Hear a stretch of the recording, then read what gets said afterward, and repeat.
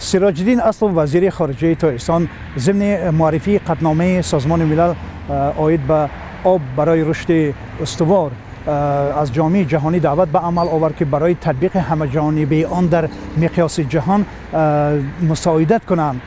سراج الدین اصل در این نشست با یادآوری از 10 سالی اولی که تاجیکستان از سال 2005 تا 2015 را معرفی کرده بود، با یادآوری از جانب سازمان ملل ذکر نمود که این نتیجه آن مثبت ارزیابی شده است که در نتیجه 10 سالی اول در مقیاس جهان 2.6 میلیارد اهالی که از دسترسی نداشتند به منابع آبی رنج می‌بردند دسترسی پیدا کردند.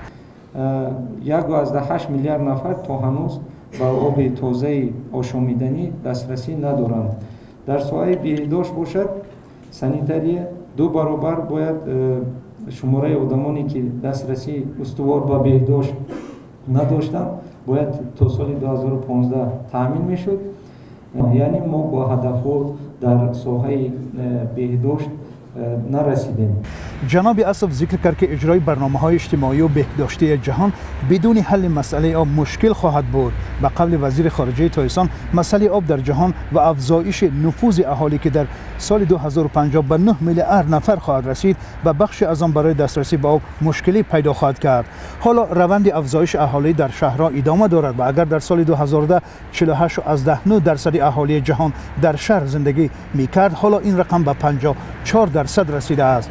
به تاکید جناب اصف در آسیا میانه کیفیت آب‌های روی زمینی و زیر زمینی از مسائل جدی منطقه به شمار می‌آید.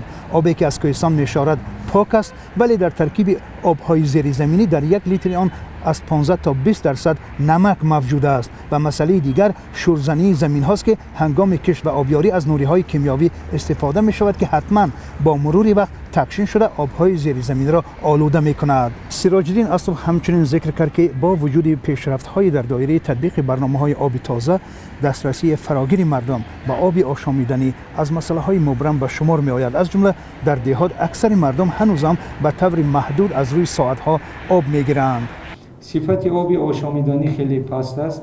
از 1/3 اهالی آسیای میانه آبی را استفاده می‌برند که به طلبات سانیتری جوابگو نیست. در بعضی ناحیه‌ها تا 50% اهالی آب‌های صفتش پست را استفاده می‌برند. صفت خدمت رسانی نیز خیلی پست است. شبکه‌های آبرسان کارناشایان میباشد که این سبب اساسی آلوده شوی آب محسوب می‌شود. طور وزارت کارهای خارجه میگوید این بار چهارم است که تاجیکستان در دایره برنامه آب برای حیات پیشنهادهای مهم ارائه میکند به سازمان ملل. در سال 2010، 2013 و 2015 قطعنامه قبول نمود و 3 مکالمه فراگیر برگزار کرده شده است. اما کارشناسان بر اینند که هنوزم مردم مناطق کشور به آب پاک آشامیدنی دسترسی ندارند. آنها در امر اجرای برنامه‌های مربوطه به تامین آب مقامات حکومت کشور را تنقید میکنند و از این اظهار ناراضگی میکنند. میرزا نبی خالقزاد، شادمان یتیم، شهر دوشنبه، رادیوی آزادی.